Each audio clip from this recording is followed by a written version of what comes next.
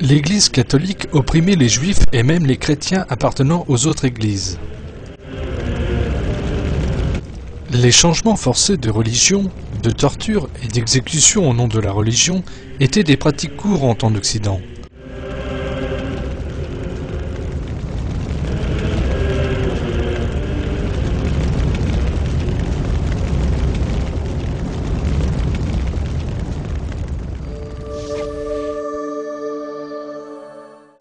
Or, les musulmans ont toujours traité les gens du livre, c'est-à-dire juifs et chrétiens, avec tolérance et compassion comme Allah le leur a commandé dans le Coran. L'église de Saint John, à Damas en Syrie, en est un exemple.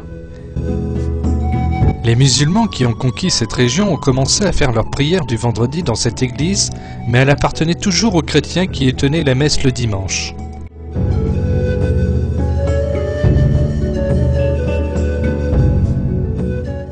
Les membres des deux religions partageaient le même emplacement de prière en paix.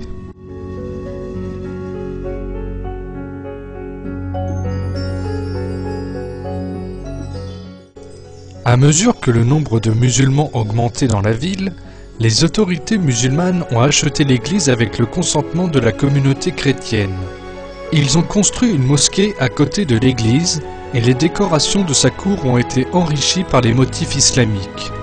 Des exemples étonnants de l'art islamique ont été construits sur les colonnes héritées de Byzance.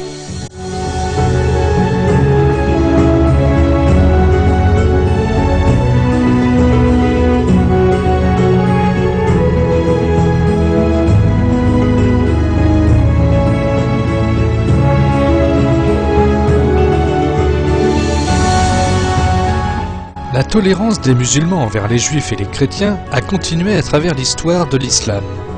Les juifs ayant fui la tyrannie de l'Inquisition en Espagne trouvèrent refuge et tolérance sur les terres ottomanes.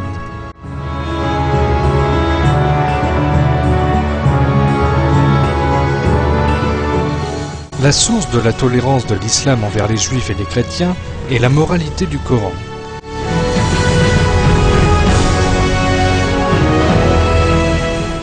Allah a commandé aux musulmans de bien traiter les gens du livre.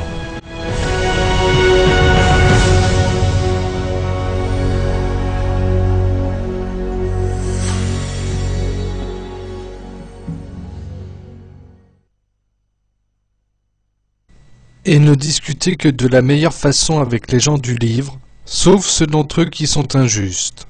Et dites, nous croyons en ce qu'on a fait descendre vers nous et descendre vers vous, tandis que notre Dieu et votre Dieu est le même, et c'est à lui que nous nous soumettons.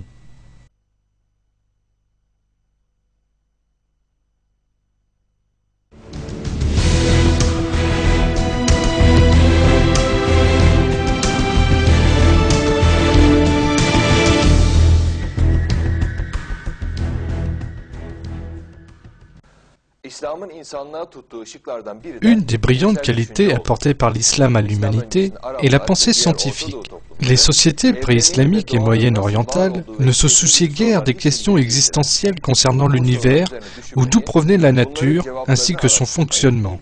Elles ont appris à méditer sur ces questions et à chercher à y répondre grâce au Coran. Allah invite l'humanité à explorer la manière dont ont été créés les cieux et la terre.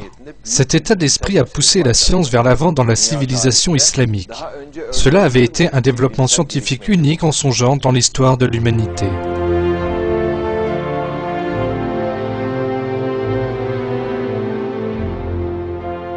Bagdad devient la capitale aussi bien scientifique qu'administrative de l'Empire islamique.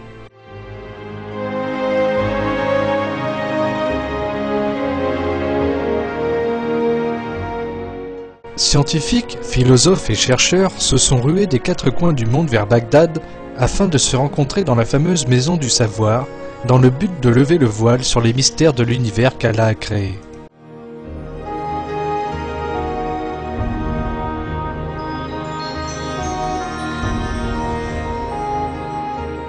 Cette prise de conscience des scientifiques musulmans qui découle du Coran a donné naissance au plus grand développement scientifique que l'humanité ait jamais connu jusque-là. Une autre qualité enseignée aux musulmans par Allah dans le Coran est l'ouverture d'esprit, qui leur permit de se pencher sur la connaissance scientifique des autres civilisations sans préjugés.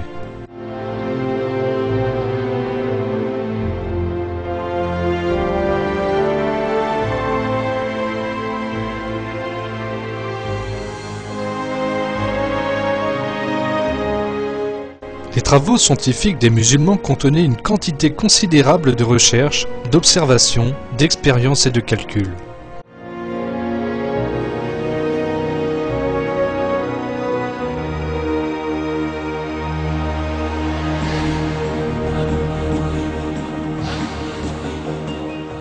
Le système décimal utilisé aujourd'hui dans le monde entier a été développé par les mathématiciens musulmans.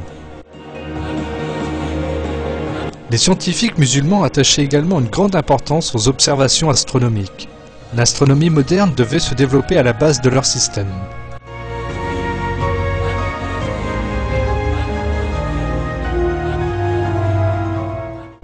Ils ont calculé l'orbite de la Lune autour de la Terre et en ont dérivé des formules mathématiques.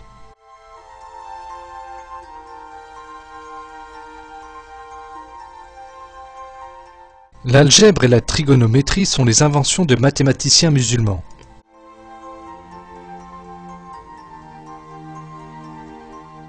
Les éminents travaux d'architecture dans les 4 coins du monde musulman étaient possibles grâce à cette infrastructure scientifique.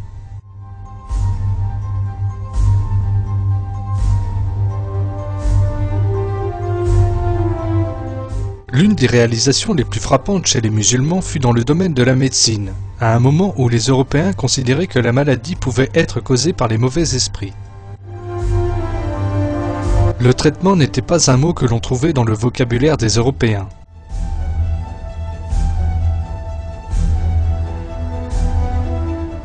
Les scientifiques musulmans, d'un autre côté, et après de longues recherches, sont arrivés à la conclusion que la maladie était causée par des créatures minuscules qui étaient trop petites pour être vues à l'œil nu. Ainsi, le patient devait être traité à l'écart d'une population saine.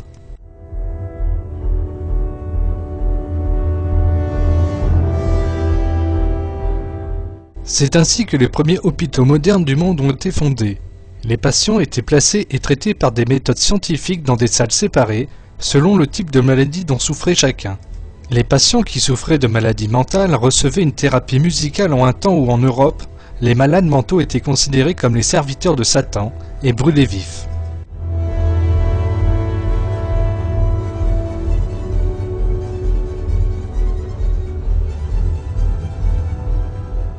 Toutes les observations des médecins musulmans concernant l'anatomie humaine étaient tellement précises que leurs livres étaient devenus des références dans les universités et écoles médicales européennes depuis plus de 6 siècles.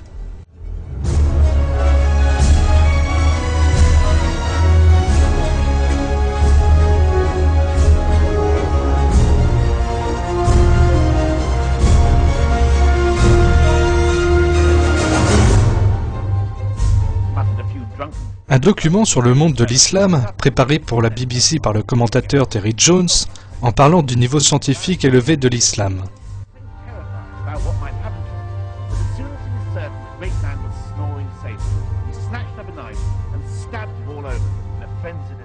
Une recherche de la ville de Haran a par exemple déjà calculé la distance entre la Terre et la Lune d'une façon parfaite. Une autre étude a annoncé que si on pouvait diviser l'atome, on serait capable de libérer assez de puissance pour détruire la cité de Bagdad. Dans cette école médicale construite ici à Damas en 1154, les médecins enseignaient déjà l'anatomie, la médecine novatrice, la chirurgie hygiénique et la circulation sanguine, et cela des siècles avant Harvey.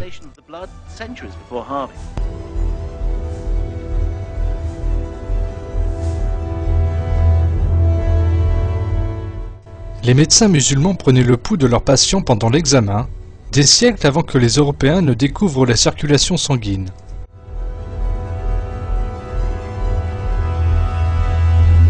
Les femmes, en ce temps-là, accouchaient sous les conditions les plus hygiéniques possibles. Les livres de l'époque, illustrant les instruments utilisés par les chirurgiens musulmans, montrent clairement à quel point leur savoir médical était avancé.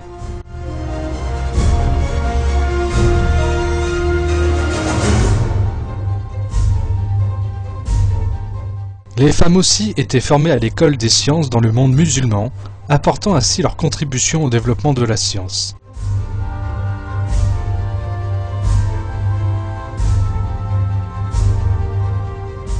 Les scientifiques musulmans ont fait des découvertes très importantes dans le domaine de l'optique et de la lumière.